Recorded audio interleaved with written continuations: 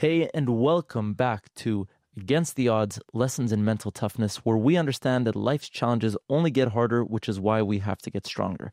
Each week, we talk with extraordinary people to uncover how they use mental toughness to leverage obstacles into opportunities and how you can too. I'm Doron, the MT Doc Maman, a researcher, lecturer, and author on mental toughness, and like you, I am here to learn and grow. So let's get to today's episode. Today, I have the very distinguished honor of hosting a special guest and dear friend of mine, Gadi Bahat. Gadi is the executive director of the Leaders Program at Ben Gurion University, but comes with a long resume of professional experience, entrepreneurial experience, and I truly believe that as a guest, what he has to offer you as any individual who's looking to initiate any kind of program, knowing how to manage yourself within the ups and downs, the mental toughness, the resilient journey that is needed for this. We are going to talk about this not only in regards to his personal experience, but also in regards to how this meets the professional world, the personal world, and know how to manage this entire ride, which is why I'm happy and thrilled to invite a friend of mine, an amazing entrepreneurial. I can keep going and more, but I'm happy to invite Gadi. So Gadi, thank you for being here. Thank you, Doron. Good. People don't see me, but I am blushing. No, it's good. You're totally good. All right, so you and I have had many discussions about entrepreneurial pursuits, mental toughness, each of them individually, and also where they meet in the middle. And I want to talk first about Leaders. Tell us a little bit first about what Leaders is, where your position is, and how you came to be in that place. All right. So I'm just going to tell you now, pull the microphone a little bit closer to you. All right. Yeah, there you go. Good? Perfect. All right. So Leaders is a program, and a leadership and entrepreneurship program, which is run under the Yazamut 360, which is the entrepreneurship center of Ben Gurion University. It's a 1-year program, which is aimed to undergraduate students coming from all faculties. And if you want me to try and describe it, it's a journey. Okay, so when we decided to do a program, we thought that there are many entrepreneurship programs. And maybe we want to touch, most of the entrepreneurship programs, what they touch is the skills, the technical skills of running a startup. So how do you find an idea? How do you explore the markets, lean startups and MVP and all those things that everybody's teaching, which is important. We also teach them. But we thought that there is an point in entrepreneurship which not many people touch, and this is the personal skills, the abilities of the person to be an entrepreneur and to go through all the things that entrepreneurs needs to go.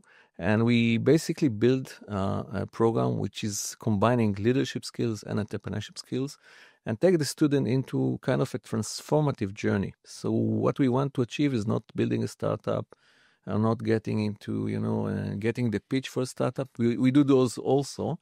But our aim is to change the mindset of the entrepreneur, to change the mindset of the student, to basically teach him and equip him with skills and way of thinking and way of handling things which are going to serve him as an entrepreneur, but also in real life. Today with the hectic environment and all the changes around us and the speed that everything is going, you need those skills also for real life. And the nice things about it, in most entrepreneurship courses, the person at the end just said, "Oh, now I have the best pitch, the best investor pitch," and so on.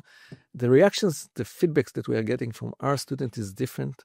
They come and say, "You changed our life. You changed the way I think.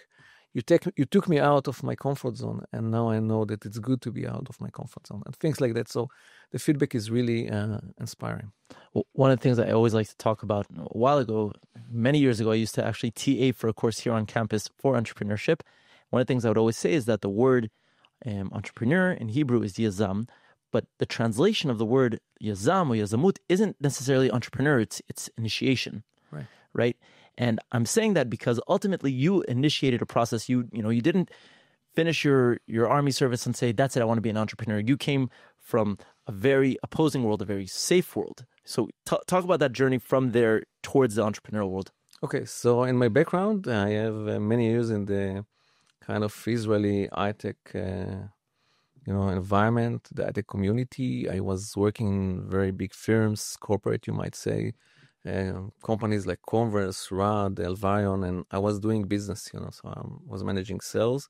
And, things there, although the market was booming and we grow very fast, still, although there was uncertainty in the markets, the internal days was very clear. You had targets, you had quarterly targets, you have a management organization, you have people, which each one of them, exactly what is his role. This is a salesperson, this is a technical person.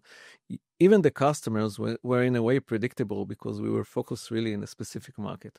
So there were a lot of uncertainties, but they were organized uncertainties. So this was the environment. Wait, let's unpackage that. Organized uncertainties. What?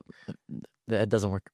Explain what does that mean? Well, you can come to a customer and you can go out and you don't win, right? Right. But you know exactly what he's looking for, and you know exactly what you can give, and there's competition. So competitors introduce different unexpected things, and sometimes the customer is not, is not ready, is not cooked enough, or maybe it's not the right timing, and many things like that. Sometimes there's a new arrival to the market that change a lot of things, but in a way, you know what to expect. Okay, you know that you have a yearly budget, you know that you have employees, and you know that how to do the work, and things are quite similar from one point to the other. You have to improvise from time to time, but still. This is the industry. All right. So within that industry, if you have, let's call this organized chaos. All right. Okay. Well, it's contained within some kind of format. All of a sudden, you find yourself positioning yourself now in the entrepreneurial world, which, again, my experience is extremely limited in comparison to yours. Where at least I can say from my position, it is completely unorganized chaos. So what does that shift like, and where's the difference, and how do you see those two things? Right. So you're absolutely right. Not only that it's not organized, it's unpredictable. So every day you wake up in the morning and you have a surprise. Sometimes it's your budget, sometimes it's the people, sometimes you woke up and you find out that things that you work on them for about 12 months or 18 months are not relevant anymore. And you have to reinvent yourself, right? Either it's a personal issue, either it's a budget issue, either it's a whole market that change, and you suddenly understand that you have to pivot to do anything. So it's not only not organized, and it's not only chaotic, but it's also unpredictable. And it's a very different way of life, right? So it's kind of a roller coaster, emotional roller coasters, and you need to know how to go through. Okay, so if you can imagine, in a way, in a corporate, you always have a safe boat next to you, right? Here, there's nobody next to you, and if you don't know how to swim, you're going to drown. It's a Titanic, right? So I don't know. I won't say Titanic, but it's a small boat, right? Okay. But the wave is still same big wave, and you have to know to swim. And what's really important is not maybe always to be the first in the swim, but keep swimming, right? It's a different task. So when you are in a corporate, it's very clear what you need to do. Here, not always it's clear. It's changing. So even the goals are changing from time to time, and sometimes you're running on the old goal and you discover that you need to change the goal. Everything is adapting to the time, to the environment, and so on. So this is the environment you're running. It's a very different environment. And for me, coming from where I was into this scope, at the first time I remember I was sitting and I asked myself, why did I did it to myself? I don't really understand. People came to me and said, okay, in 2 weeks, you have to present to the board this and this and this. I said, yes, of course. And when they go, I said, I don't even understand what I need to present, right? So this is the kind of, ambiguity that you're there all the time. All right. So you said something, you talked about the idea of unpredictability. Now, one of the things that is, you and I, we've discussed a lot about my experience with a brain tumor and so forth. And one of the things that I've learned, and I'm continuously learning, I think one of the core definitions of people who are mentally tough is that when they meet this unpredictability, they know how to leverage it. And that word leverage has become a magic word for me, at least in the last 6.5 months. And I want to talk about that as an individual in the world. You talked about this transformative process, but also as an entrepreneur. How does an entrepreneur, A, understand or come to, firstly, accept the unpredictability, but B, what do they need to do in order to learn how to leverage it?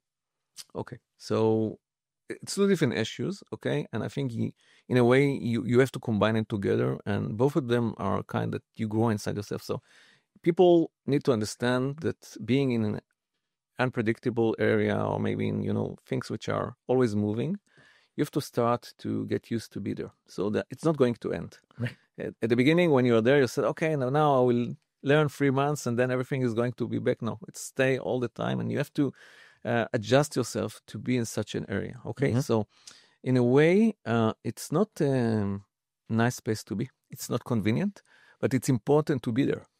So one of the things, the natural things that people want to do, they want to go to where it's easy and calm. And you have to train yourself to stay in a place, in an environment which is not comfortable. So how do you do that? That's first experience, but also, and this is, I think, is very important, is the story you tell yourself about where you are.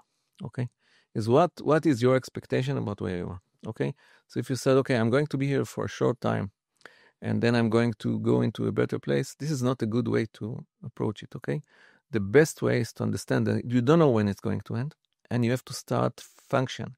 You have to start to believe in what you do through this area. Sometimes it will end. Okay, and in a way, I remember I was learning karate when I was young, and there was on the wall a sign saying there's no way to happiness, the way is happiness. And I think this is really important also here. You have to understand that the way is important as a target. Stoicism talks about that a lot. They say the obstacle is the way. And now I want to connect to you, Doron, yes. to the tumor issue that you had. And I was amazed in the way you approached it. And then it's really reflect to me about what I said before. It's really a lot about the story you tell yourself. Okay, you can take things and tell yourself a story. Oh, now things are bad and I'm going to get out. I'm going to out. Failures are always hard. We think that we can make failures small and very quick. This is the old theory of lean startup. Let's run it very fast, do circles and so on. And I do respect it. I use it myself. But when you fail, you fail. Okay, sometimes it's shocking. Sometimes your whole world is going around. You have to face your employees. You have to face your investors. You have to face your wife. Everybody expected that it's going to be good soon, and suddenly you have to tell them not only it's not going to be good, it's maybe worse. Yeah. And this is devastating. And at that moment, you can choose a way. Either you look at it from a bright point and you get depressed, or either you leverage it. Okay, so another failure. I know that the failures I can go up. And an interesting thing to understand is that you are not going from this failure. You are not planning to go back to where you are. Many people try to go back to where they are before the failure. No, you're going to jump into a new place. And it's your ability to maneuver in a way that the new place is going to be better than when you are, right? So this is kind of your relationship with your failures. How do you take the failure, take it as a step, as a leap jump, and go to a better place? So this is the ability. All right. So look, this is really interesting for multiple reasons. And I'll tell you why. I'll connect it to something you said before. You talked a bit about this idea of the psychological roller coaster, and I'm an adrenaline junkie. But literally, when I finished my first degree, I flew to New Zealand. On the 5th or 6th day of my trip, I fell off a cliff. My foot got stuck in a tree. I was hospitalized. My trip of 3 months was cut down to 10 days, and I said, I'm not stopping. My story is going to continue. I tied a trash bag to my leg, and I went bungee jumping, open sea kayaking. Nothing stopped me. I love the roller coaster. But the problem is that I think people get really excited by looking at the roller coaster. And then when they get on it, they have to understand that the true essence of it is managing that peak when you look down and there's a lot of fear, and that valley that all of a sudden you have to climb back up. But when you come and bring it to this place of leveraging unpredictability, you don't see the track, right? And I think that's maybe the essence of this roller coaster. So what is the experience of an entrepreneur? I mean, I'm sure everyone has their own roller coasters. For some, it's Goliath, and for some, it's baby Goliath, whatever it is. But when you don't see the track of the roller coaster, and you don't know if you're going to be peaking underneath, below, or maybe all of a sudden there is no track, how does an individual within the entrepreneurial world manage themselves? That's interesting. I think, I'll bring you a story from my own past about it. I was running a small startup. I was requested to step in as a CEO instead of the founder, which is very common in startups. Mm-hmm. And the two founders which were funding these startups, each one of them promised me $2 million. It was in 2008, and I got in, I think it was August. And then in September, October, Lehman Brothers fell, the whole financial world fell. And one of the startups says, sorry, which is very uncommon. They took the money back. This is never happens, but it's happened at that time. And the other fund says, okay, we will not say anything if you choose to leave. And then I had the choice, what I'm doing. I mean, the whole environment signaled to me to leave, not to take it. And I decided to take it, okay? And I thought about this decision for many times. You said that you love the roller coasters. I'm not sure I love it, okay? It's not So nice. why do it? Yeah, it's not a nice pleasant, but I understood with time that if I want to be in this world of entrepreneurship, and in many ways in our world in general, part of being there, part of the skills I need is how to stay in a place which is not convenient to me, okay? And this is important. And in a way, this is what I also try to explain to my student. In those places where you are not convenient, you grow. And the more you stay there, the more you develop systems and the more you develop skills, how to manage the skills. And the next time you're going to be there, you are more strong, you have more resilience.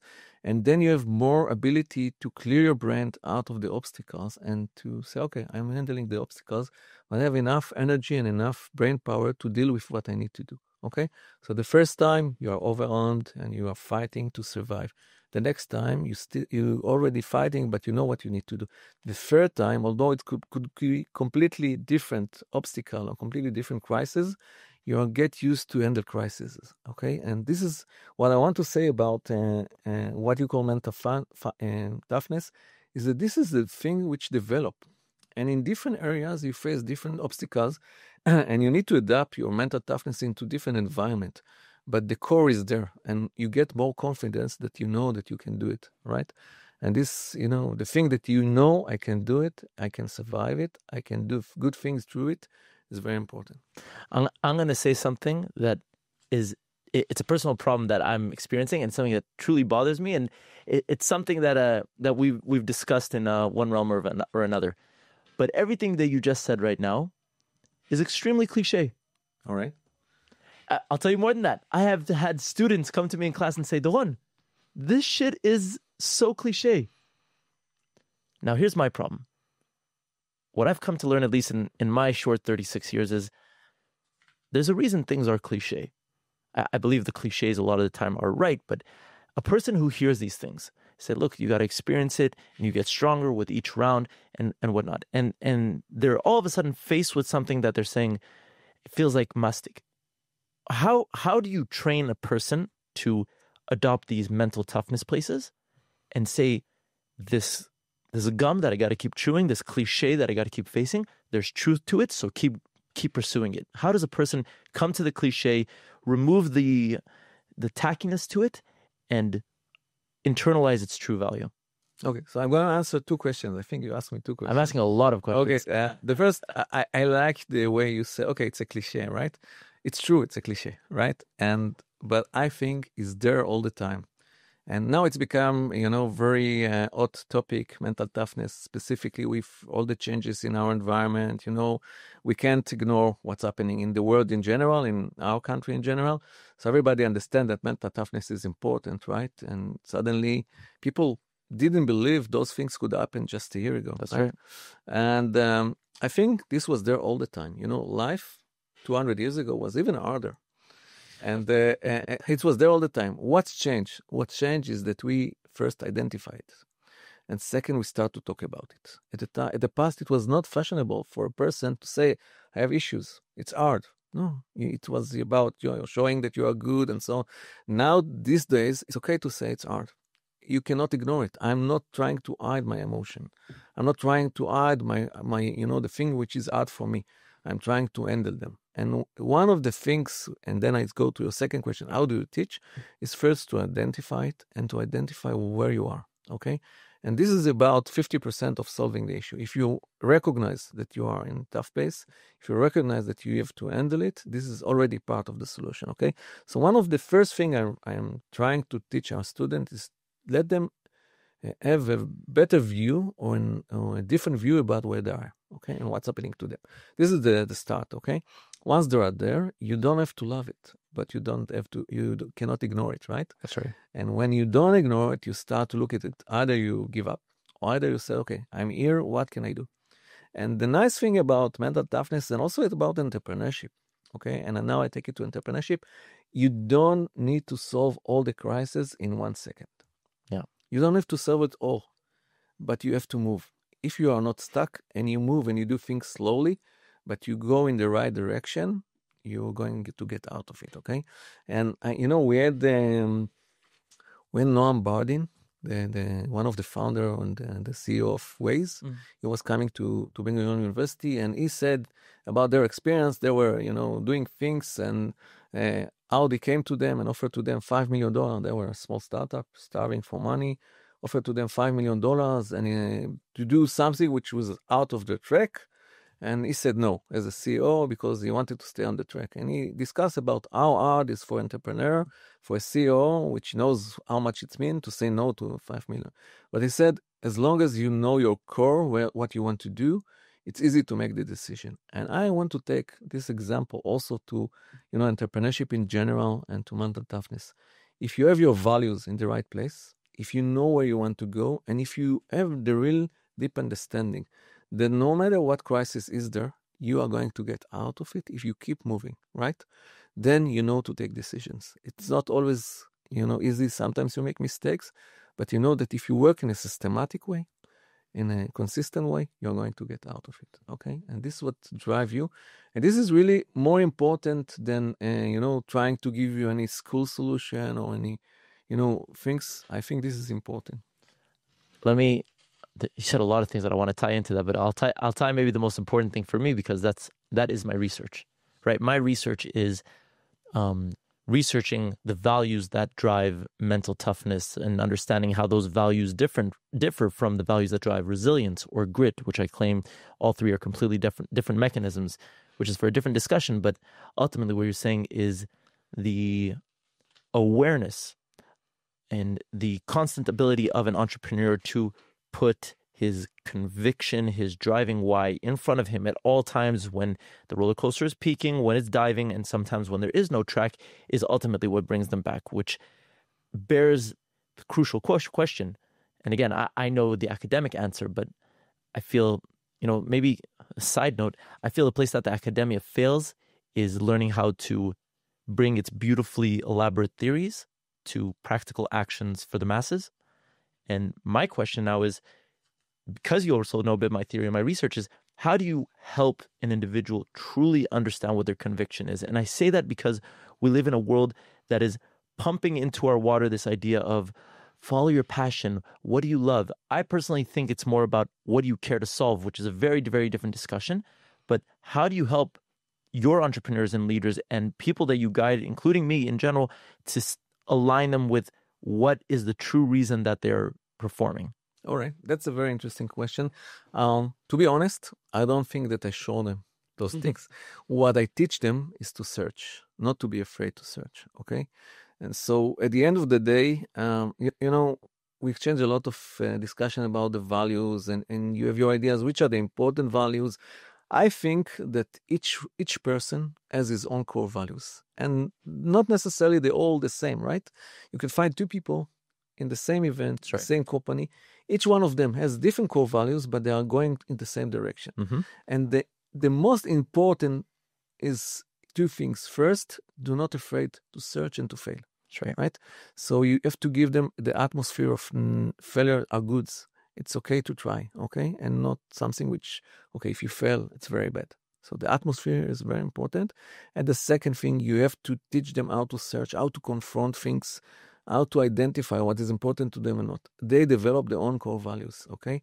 And then you can discuss with them what are the core values and how do you basically take those core values and use them as kind of accelerators to what you do. But I think I'm not going to show them their core values. They have to find them by themselves. I'm only showing them how to find those core values, okay? Offering to them different opportunities and different ways to look at those core values, not to be afraid to touch them. People usually are going in a very clear path that is being given to them by somebody. Either it's the parents or the army or even the academy, right? In academy, life is very simple. Here, what you have to do, this is the target. It should take you 4 years or 2 years. Right. If you want to be a very good one, this is the academic. You have to put to publish here, and so on. And what are exactly the fonts you use and what exactly the size? Everything is clear, right? And here you come to a world where nothing is clear. And there are more than one way to get to the point. There's no way. And you ask yourself, okay, how do I do it? And each one of you is going to choose a different way, and all of them are going to be good, as long as you are as long as If you're you convicted, are not convicted. This is That's a word. Freud is going to celebrate on my. As long as you have your own conviction, and as long as you understand what are the core values, and it's important because sometimes the failures and the environment is really, challenging your values, and you have to know to be very strong in value. And it's led me to another issue that you didn't ask, but I'm going to tell you. I think if you live in an environment that is by itself has good core values and mental toughness, it's easier for you to develop your own mental toughness. So if you are a leader in a way, I think you have the responsibility to make sure that your team is going into this journey with you, okay? In the way you talk, in the atmosphere that you mean, in your personal example, this is very important. So I'll challenge it from a different position. My eldest son, Yardeni, is 6.5 years old. In the last 6.5 years, he's experienced Corona, that the world has been shut down. The most tragic war in the history of this country, in my opinion, at least. It's beyond devastating, and his father disappearing for reserves for too long, and his father on a potential deathbed, disappearing from the world and coming to visit him in the hospital with a swollen eye, bloody bandages, and not knowing if he's coming back. And I think the unorganized chaos of life, the natural, one of the big things I've been researching more and more is this idea of voluntary adversity. The challenges that we choose versus imposed adversity, the challenges that choose us. That my ultimate claim is that the more we actively engage in voluntary adversity, when imposed adversity arrives, we'll be more prepared. Now, Yardeni has grown up into a world that has placed a hell of a lot of adversity onto him that he has not yet been able to understand, obviously. I want to believe, and I'm saying this as a potential research 10, 15, 20 years down the line, and we'll find out with time, God willing, I want to believe that the ultimate chaos has fortified him and created that mental toughness for him to thrive. I want him to look at his father and his mother and all of the surrounding environment and say, this environment, putting him in that absolute chaos, which was not in his control, it created that mental toughness. But that's where nature meets nurture.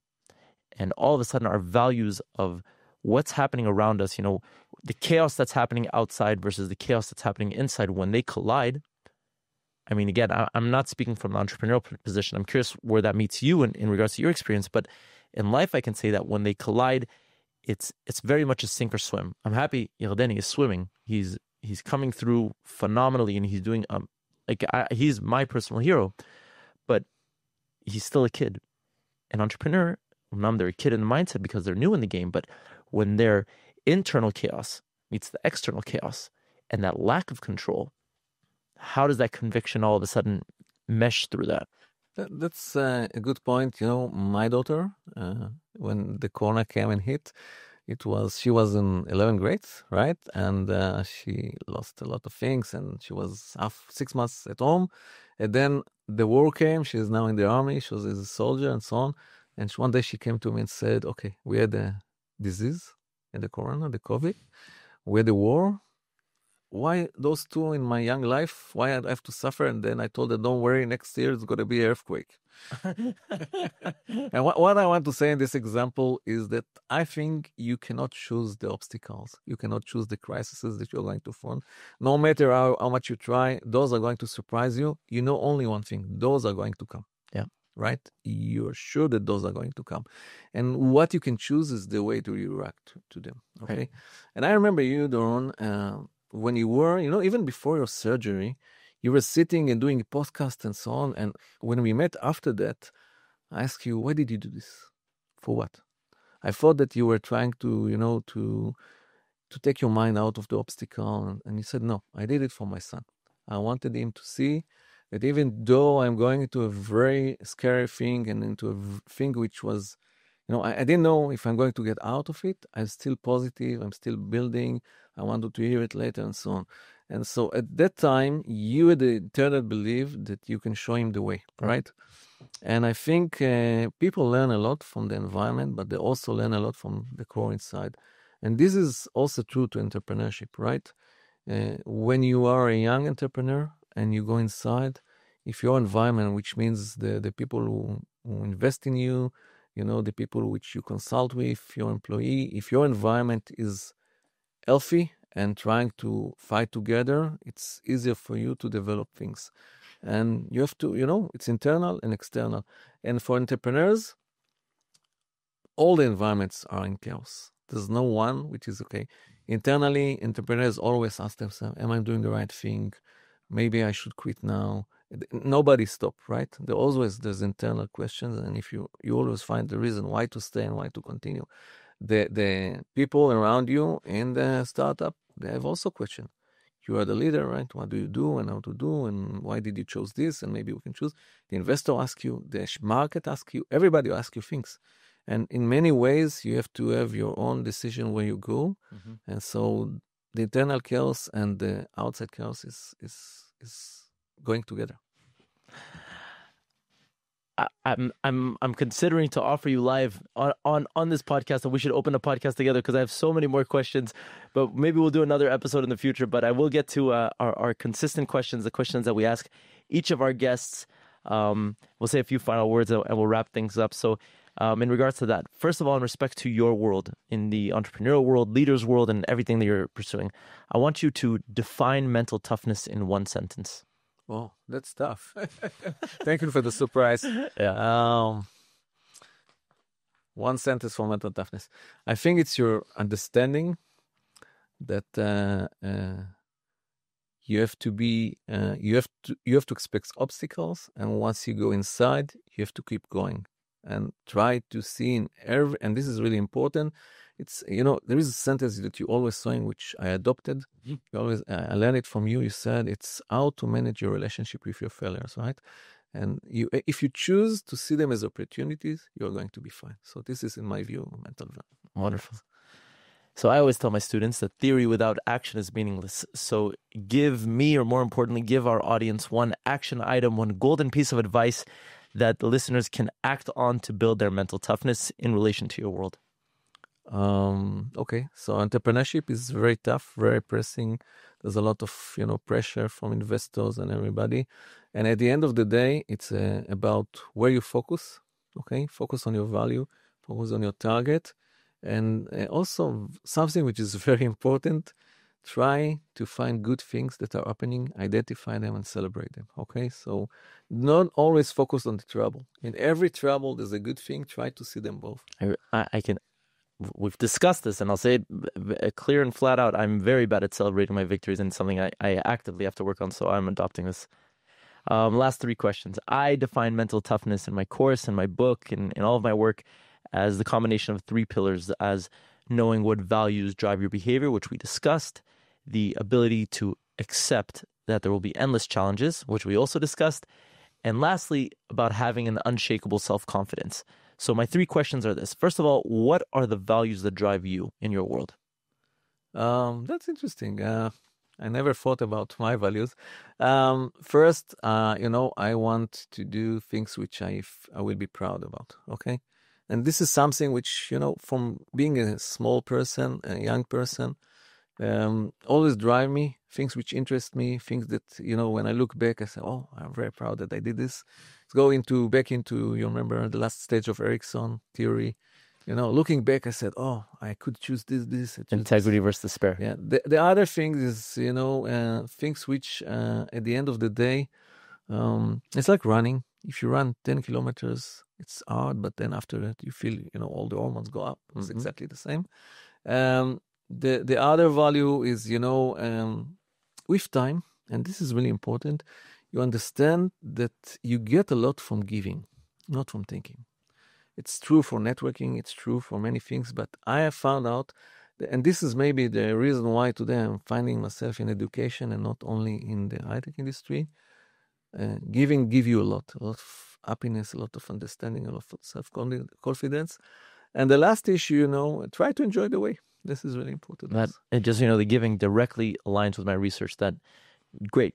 Actually, everything you said directly aligns with my research, where on one hand, you should be achievement-oriented, but mental toughness is balancing between achievement and benevolence, acting from the place of giving for the betterment of the welfare. And as cliche as it sounds, I can tell anyone that's listening, I don't care, because that's what the numbers say. It's what the research shows. It's a balance between wanting to be the best and doing your best, improving the world while acting for the betterment of others. So I'm 100% with you. Last two questions. How do you stop pain from turning into suffering? Wow. Yes, the hardest questions come at the end. I think, to be honest, to this question, I will answer. And I think you need to know when to say stop. Because sometimes pain is really suffering and do not let you. And you have to understand when pain is teaching you something, when you can really jump out of it, and when pain is just not the right place and just a warn, and kind of an alarm, kind of a warning signal. And I think pain is a very good mechanism. So one of the ways is to understand when to continue and not to continue. And also, remember we discussed just a few minutes ago about what is the story you tell yourself, okay? So when you understand that pain sometimes grows something, it's like, you go to a gym and you work with, with weightlifting, and sometimes something, is painful. But if you understand that a week later you're going to be stronger, then the attitude is very important about pain. Yeah. Last question. And what practice has been most effective in building your self-confidence? And I'm even asking this more specifically because just before we even started the podcast, you're telling me, look, I got this endeavor, and you're telling me as cool as a cucumber, like as cool as can be, I got this crazy thing that I have to deal with. All right, I'm going to deal with it.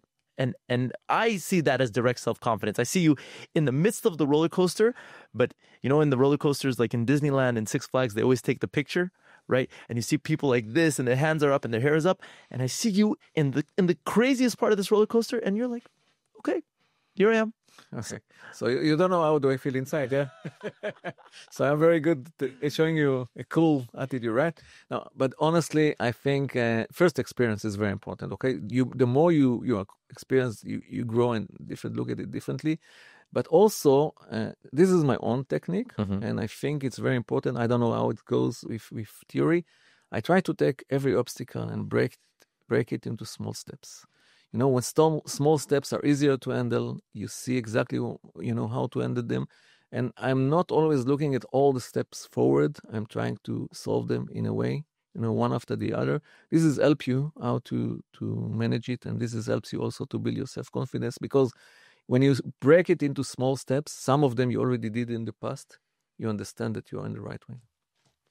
Any final words from you? I really thank you. I must say, Doron, that you always think that you want to hear about entrepreneurship, but I am adopting some of mental toughness, principle that you taught me, and now I'm teaching them in the university. So thank you, really. It's been a good journey, and I'm happy that we're doing it together. So I want to finish with a final thank you. I want to thank Gadi, and I'll share with our listeners something. In the first year that I ran my course, one of my classes, I talk about this concept called followership. And the bottom line of the course is that you are the average of the 5 people you follow most. Whether it's people you call, you follow online, the algorithm that's generated on your social media because of the people you follow, etc. And Gadi and I had this interesting conversation. And especially in the last, I'd say, year and a half to 2 years, Gadi has become one of those people that is dramatically shifted into my top 5 that I come and ask for that transparent, hard feedback. There's been times where he sat with me and he said, this is amazing. And there's times that he's looked at me and he said, this is dog shit. And I cannot express to you guys the quality, the like, I have goosebumps saying this right now, the true advantage of making sure one of your top 5 are people who are A, obviously experienced, but B, someone who can give you the true transparent evidence that's right in front of you that you might be missing. And Gadi, for me, you're that. For the students in my class that you've lectured, you're that. And the value that I managed to give to my students in my course now and also in my new book, it is directly related to that transparency as a mentor and as a friend. So I'm genuinely thankful. Oh, so thank you. I'm blushing again. I would just say that I'm so proud that you're also in my path. I appreciate it. If you guys are interested in finding more ways to build your mental toughness, please go to www.themtdoc.com, where you can find links to connect with me via LinkedIn, Instagram, YouTube, and join the private WhatsApp group where you can get weekly messages on how to build your mental toughness, or just reach out to me personally via doron@themtdoc.com. And with that, I want to remind you all that the game will only get harder, which is why we have to get stronger. So until next time, learn, apply, and keep building your mental toughness. I'll see you in the next episode.